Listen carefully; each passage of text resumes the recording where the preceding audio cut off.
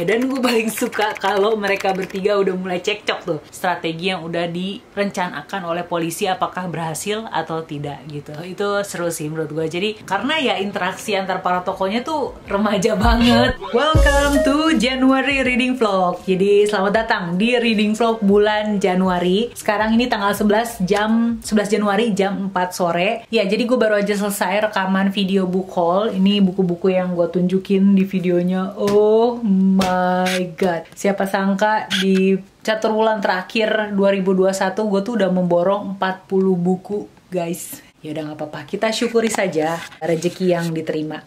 Jadi untuk reading vlog kali ini gue mau baca. Oke bentar, gue taruh dulu tripodnya ya biar gak pegel megangin kayak gini. Nah, kameranya udah berdiri di tripod, jadi gue bisa menunjukkan buku-buku yang bakal dibaca di reading vlog ini. Jadi yang pertama gue mau baca ini dia, The Death of Mrs. Westaway. Ini dia dust jacketnya ya. Ini adalah buku yang gue dapet di BBW tahun 2020 kemarin, awal tahun 2020, dan baru dibaca sekarang. Gak tau kenapa kemarin pas lihat buku ini di rak buku langsung baca itu dulu deh. Ini adalah sebuah novel thriller, tapi sebenarnya gue belum merasakan thrillingnya atau adegan yang membuat jantung berdebar-debar, tapi memang misterinya dapat. Jadi mungkin gue akan sebut dulu ini novel misteri kali ya, karena memang misterinya bener-bener berasa. Banyak pertanyaan yang muncul di kepala gue sampai di halaman. Jadi gue tuh udah mulai baca duluan gitu, udah sampai 114 dari total 368 total halamannya. Di 100 halaman itu cukup meyakinkan bahwa kayaknya gue bakal suka lagi nih sama cerita yang ditulis oleh Ruth Ware gitu ya. Setelah tahun 2021 kemarin gue baca The Turn of the Key dan suka banget ya. Kayaknya ini juga gue bakalan suka banget karena udah banyak nih yang gue ada tandain di post-itnya. Sejauh ini so far so good. Jadi ini tuh bercerita tentang si tokoh utamanya bernama Hal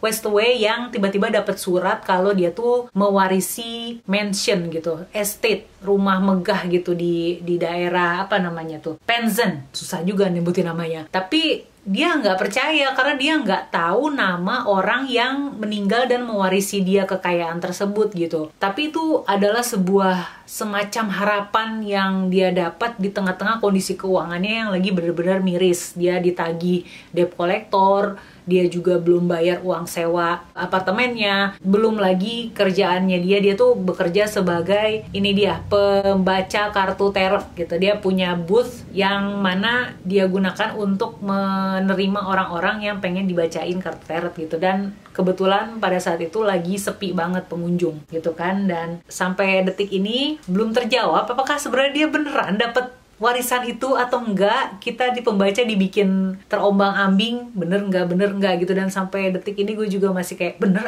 tapi si Halnya malah tidak percaya gitu, malah menyangkal dengan fakta-fakta yang dia punya. Itu menarik, seru. Nanti gue update lagi ya perkembangan bacanya. Jadi gue mau baca ini satu, kemudian karena minggu depan tanggal 23 Januari itu ada diskusi barengan buku ini nih, Surat Kematian. Jadi minggu depan gue harus banget udah mulai baca buku ini yang ditulis oleh Cho Hao Hui. Gue belum tahu apa-apa tentang blurbnya, jadi belum bisa gue kasih tahu. Yang pasti ini novel crime ya, yang ditulis oleh penulis Mandarin. Lalu harusnya masih ada waktu sekitar semingguan lagi gitu ya sampai deadline gue harus nayangin video ini nih, reading vlog ini. Jadi sepertinya gue akan membaca juga ini dia, Rumah Bunuh Dirinya Ainun Nisa. Ini diterbitin sama penerbit Nora, ini karya penulis Indonesia gitu kan. Jadi ya ini dia 3 buku yang akan gue baca di reading vlog bulan Januari. Dan sekarang gue harus membereskan kamar ini setelah selesai rekamannya, dan berarti meletakkan buku-buku ini kembali ke tempat asalnya. Itu adalah bagian paling mager dari setiap sesi rekaman video. Jadi ikutin gue beberes yuk.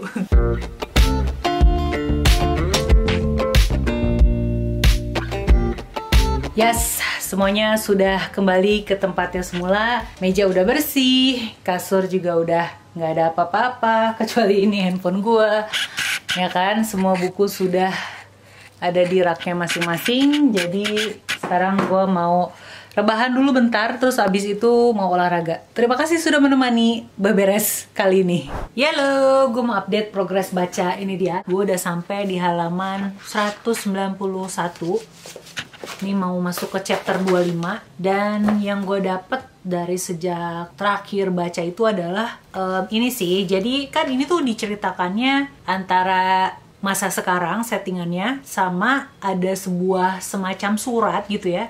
Ada bab lain yang bentuknya itu kayak surat dengan huruf italik, ditulisnya italik gitu, terus di atasnya ada tanggalnya gitu. Tanggalnya itu tahun 1994 gitu. Dari keterangan di surat-surat tersebut tuh pembaca kayak diombang-ambingkan gitu loh pikirannya. Kita dibikin jadi punya dugaan-dugaan bagaimana sebenarnya situasi sebenarnya. Sejauh ini gue menduga bahwa kemarin gue udah sampein loh sih. Jadi yang punya estate itu dia namanya Hester Mary Westaway. Si Hester ini punya 3 anak laki-laki, 1 anak perempuan gitu. Dan dugaan gue adalah si Hall ini adalah anak dari, pokoknya intinya dari ketiga anak laki-laki itu kemungkinan adalah bapaknya si Hall ini gitu. Tapi belum kelihatan secara pasti. Justru semakin gue baca semakin banyak dugaan-dugaan baru yang muncul. Ada kejutan juga yang muncul yang kayaknya dimaksudkan untuk bikin kita bingung juga gitu ya. Jadi seru sih, seru. Dan sisi lain atau poin lain yang bikin cerita ini menarik adalah bagaimana kita bisa merasakan keputusasaannya si tokoh utama ini, Hal, yang dimana dia nggak punya uang, dia pengen banget dapat duit supaya bisa ngelunasin utang-utangnya dan bisa hidup tenang. Tapi terus dia perasaannya dibikin melambung karena tadinya dia cuma berharap dapat ya paling berapa puluh ribu pon lah gitu. Ternyata dia dapat rumah besar gitu kan. Tapi terus rasa bersalah menggerogotinya segala macam. Jadi emang ini mulai kelihatan nih psychological thrillernya. Kita melihat sisi psikologis dari si tokoh utama. Kalau kemarin awal-awal gue masih merasa bahwa ini adalah cerita misteri, tapi makin kesini makin berasa sisi psikologis yang kita lihat dari tokoh utamanya. Jadi yaudah, gue lanjut baca dulu ya.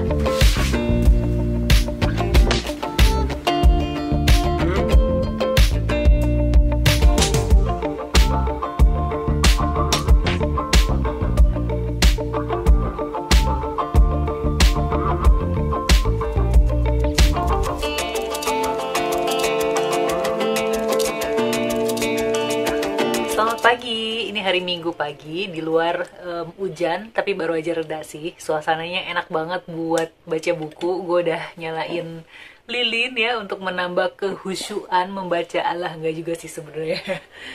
Ini tuh masih jam 10 pagi, ini tuh jam-jam gue masih ngopi. Minggu pagi ini gue emang udah khususin buat namatin buku ini karena udah tinggal dikit lagi. Udah sampai halaman 286. Jadi masih ada sekitar 100 halaman kurang. Dan ini ceritanya makin seru dari yang terakhir gue update itu ya. Terakhir gue update kalau nggak salah di halaman 100, hampir 200-an ya. Ini BTW gue sekarang pakai sistem anotasi baru, jadi tiap 50 halaman gue tulisin apa aja yang udah terjadi di sepanjang 50 halaman tersebut. Di sini gue tulis, jadi di luar kamarnya si Hall yang di Trepezen House itu ada kunci yang dipasang gitu, kunci gembok dipasang atas sama bawah. Terus penjaga rumahnya yang udah tua namanya Mrs. Warren itu bertindak aneh gitu, kadang suka mengendap-endap di depan kamarnya si Hall. Terus suatu ketika si Hall mergokin si Mrs. Warren di luar kamarnya lagi ngeliatin gitu. Terus juga ternyata salah satu anaknya Mrs. Westaway itu dapat surat dari emaknya, dari Mrs. Westaway, tapi tanda tangannya tuh beda gitu. Biasanya mamanya tuh kalau nulis surat di endingnya tuh cuma nulis your mother gitu, tapi di sini dia nulis kalimat bahasa Perancis gitu deh, yang kalau nggak salah artinya ketika gue pergi semuanya akan menjadi kacau, kurang lebih kayak gitu. Terus itu aja kayaknya yang gue bisa sampein ya, nanti jadi spoiler. Kalau itu gue rasa nggak terlalu spoiler lah. Itu aja ya, nanti kalau udah tamat baru gue laporan lagi. Ini tuh makin serunya karena makin banyak pertanyaan gitu. Di saat pembaca pikir wah pasti bakal ketahuan nih jawabannya, ternyata enggak, dibelokin lagi gitu. Masih bukan dibelokin tapi digantungin, ada jawaban tapi nggak lengkap, jadi tetap harus mencari tahu lagi bagaimana gambaran seutuhnya apa yang terjadi di Trepezen House tersebut gitu kan. Jadi udah, gue lanjut baca lagi dulu ya.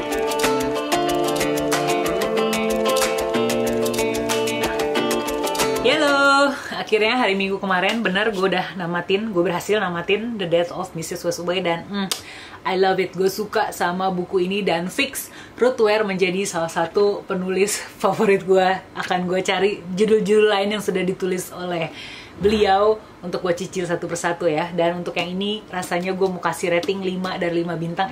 Karena emang segitu sukanya gue sama semua yang ada di dalam.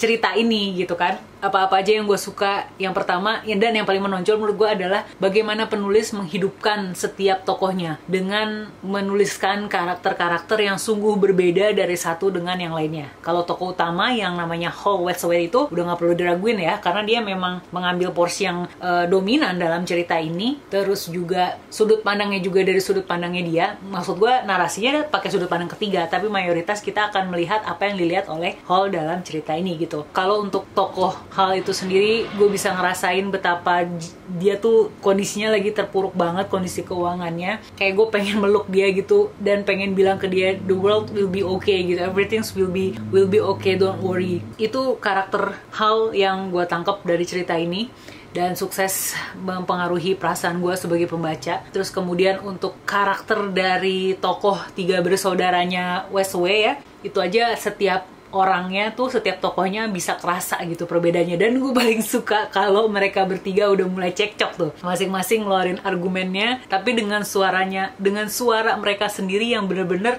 kita bisa bedain gitu, pembaca tuh bisa beda. Belum lagi ada karakter lain bernama Mitzi di sini, yaitu istrinya Harding. Gue suka karena dia welcome banget sama Hal. Terus juga karena keahlian penulis tersebut lah gue bisa jatuh hati sama Ezra, anak yang ketiga itu, anak yang nomor 3 itu. Cuma lewat celetukan-celetukan yang dia sampaikan di sini gitu, dan yang dia utarakan ketika menimpali obrolan saudara-saudaranya itu gitu.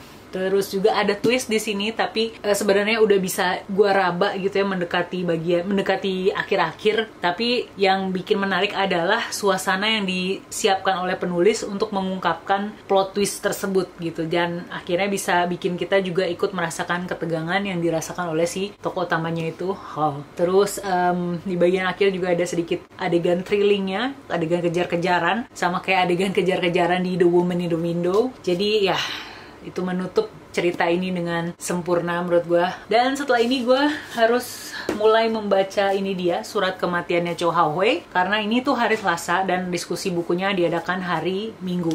Semalam udah mulai nyicil sampai halaman 46. Yang gue rasakan sejauh ini terjemahannya enak, narasinya mengalir.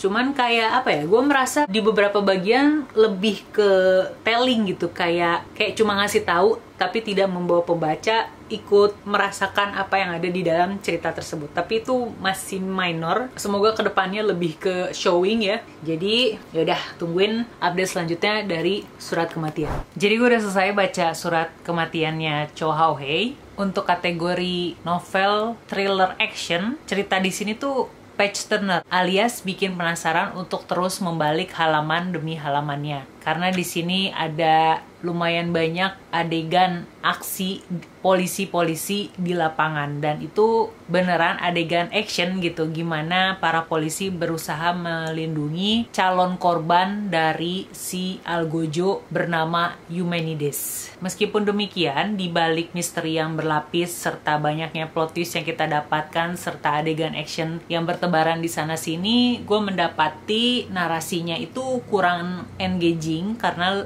penulis lebih memilih metode telling alias menunjukkan dibanding showing alias mengajak pembaca ikut merasakan apa yang dirasakan oleh para tokoh tersebut. Itu cukup mengganggu buat gue ketika sedang mengikuti ceritanya gitu, yang berakibat jadi berkurang kenikmatan atau pengalaman membaca cerita ini gitu. Terus juga gue agak sedikit terganggu dengan banyaknya POV atau sudut pandang yang disampaikan dalam satu bab. Jadi bisa jadi dalam satu kalimat kita ngikutin apa yang dipikirkan tokoh A, tapi nanti di beberapa kalimat berikutnya kita akan ngikutin apa yang ada di pikirannya tokoh B. Terus nanti di kalimat berikutnya mungkin kita akan melihat situasi secara keseluruhan. Begitu terus bergantian dalam satu bab, yang membuat gue merasa kayak terlalu banyak yang harus diikutin dalam satu bab gitu. Tapi itu dia ketolong sama unsur suspense-nya, karena di sini beneran pembaca tegang karena pengen tahu gitu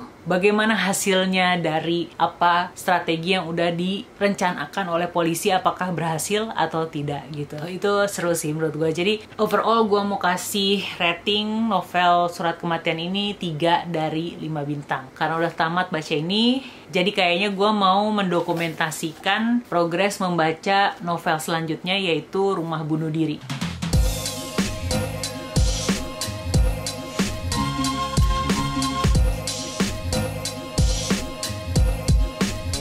wonderful world.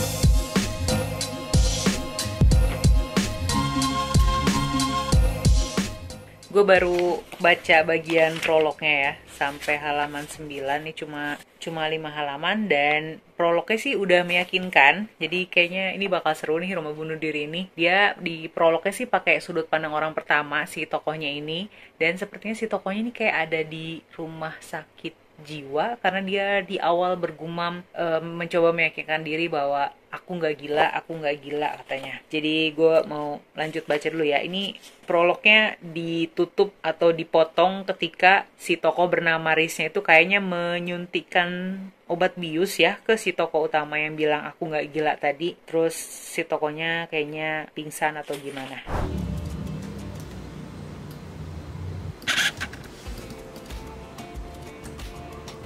Ini gue lagi bikin poster buat polling judul yang bakal kita baca barengan bulan Februari. Kan baru-baru ini tuh ada 2 judul yang baru terbit yang genrenya itu misteri detektif sama thriller gitu, misteri thriller.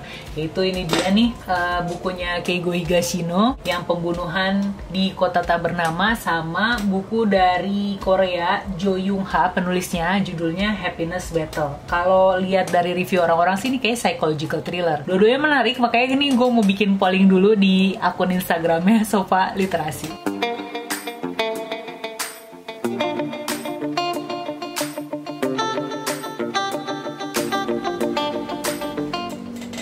Oh my goodness, badan gue pegel. Wah, pantesan udah 5:30. Kayaknya gue berhenti ngedit dulu deh untuk hari ini. Kita lanjut lagi besok. Asli ini duduk seharian di bangku bikin pinggang encok. Enaknya ngapain habis ini ya? Gue tahu.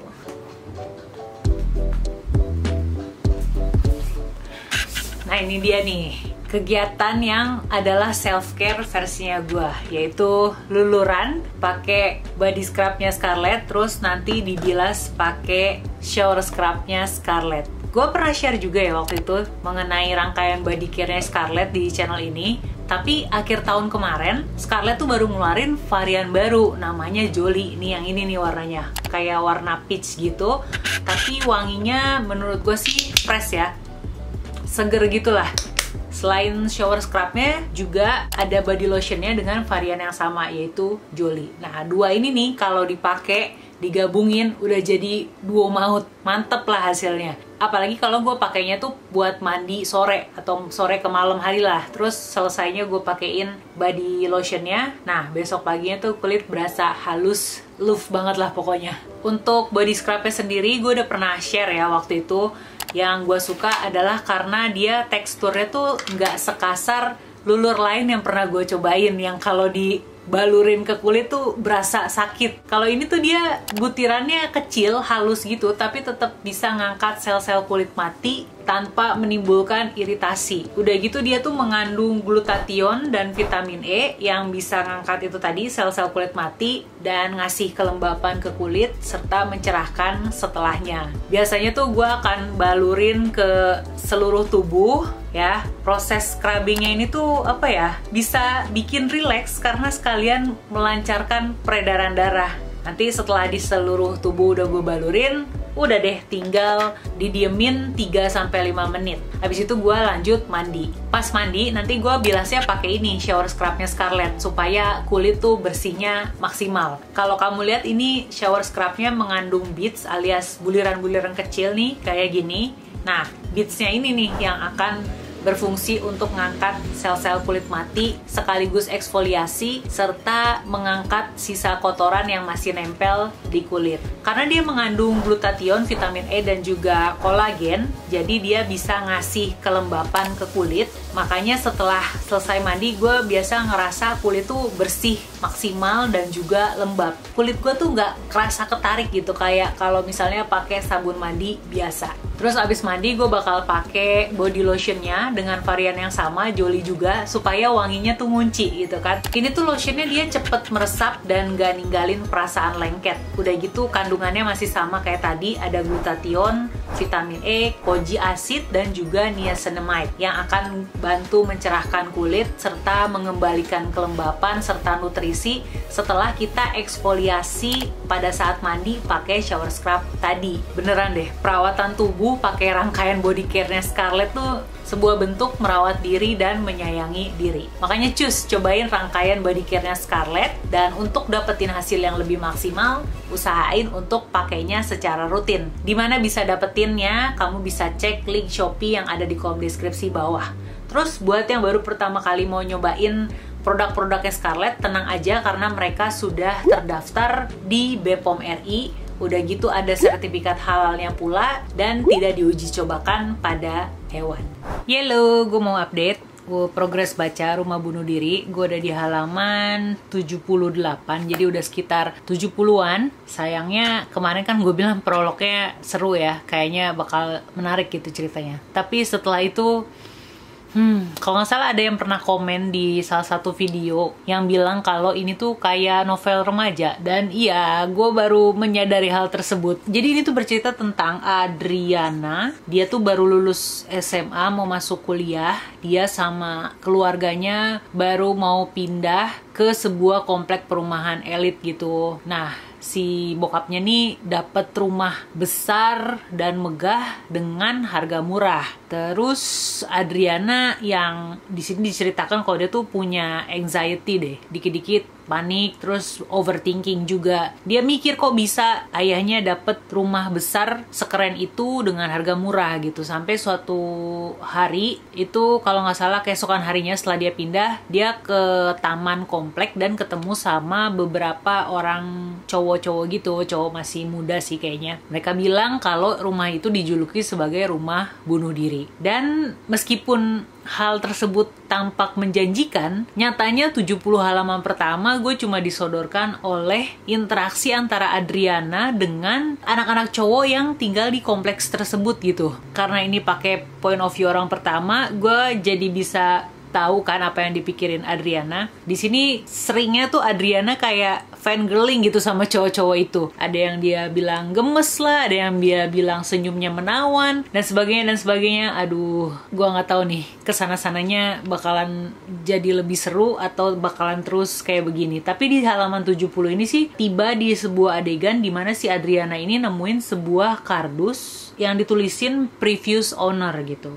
Mungkin dia akan menemukan sebuah barang dari pemilik rumah sebelumnya, nggak tahu juga. Jadi udah, gue baca dulu deh. Oke, gue udah tamat baca novel Rumah Bunuh Diri ya. Dan impresi gue setelah bacanya Oke, kita mulai dari adegan terakhir yang gue sampein kemarin ya. Jadi si Adriana, tokoh utamanya ini, menemukan sebuah kardus di gudang rumahnya yang bertuliskan previous owner. Dan ternyata bener, di dalam kardus itu dia nemuin sesuatu yang membangkitkan kecurigaannya terhadap kematian pemilik rumah itu sebelumnya gitu kan. Nah dari situ alurnya sebenarnya langsung nanjak naik tuh, karena mereka langsung terlibat dalam sebuah permainan werewolf yang berdarah-darah. Itu pun tidak berhasil membuat gua tersedot ke dalam ceritanya. Ada korban-korban yang berjatuhan satu persatu, tapi karena narasinya dan juga karakterisasi tokoh-tokohnya itu dari awal emang gue nggak peduli gitu apa yang terjadi sama mereka, nggak ada keterikatan sama sekali. Jadi gue nggak peduli siapa yang berikutnya akan jadi korban. Terus juga gue nggak bisa ngerasain kepanikannya mereka. Jadi bisa dibilang tuh ide ceritanya ini tuh menarik, tapi narasi, dialog, serta deskripsi lainnya tuh kurang mendukung eksekusi ceritanya, yang menurut gue sangat disayangkan sih. Novel ini mungkin bakal cocok buat pembaca muda alias remaja, karena ya interaksi antar para tokohnya tuh remaja banget gitu. Buat gue yang umuran segini kurang bisa relate. Dan juga penggambaran tokoh cowok-cowok di sini tuh gue ngebayanginnya langsung ke artis-artis idol. Jadi mungkin novel ini juga bakal cocok buat kamu yang suka artis idol. Anggap aja ini adalah sebuah fanfic gitu ya. Jadi kayaknya buku ini bukan buat gue, makanya cuma bisa kasih rating 2,5 dari 5 bintang. Buat kamu yang udah selesai baca bukunya, gimana impresinya? Apakah justru suka banget gitu ya? Mungkin bisa share di kolom komen hal-hal apa aja yang bikin kamu suka dari cerita ini, supaya gue juga dapat insight yang baru gitu, sudut pandang yang baru terhadap cerita di dalam buku ini. Dan review Rumah Bunuh Diri mengakhiri reading vlog kali ini. Nanti kita ketemu lagi di reading vlog bulan berikutnya. See ya!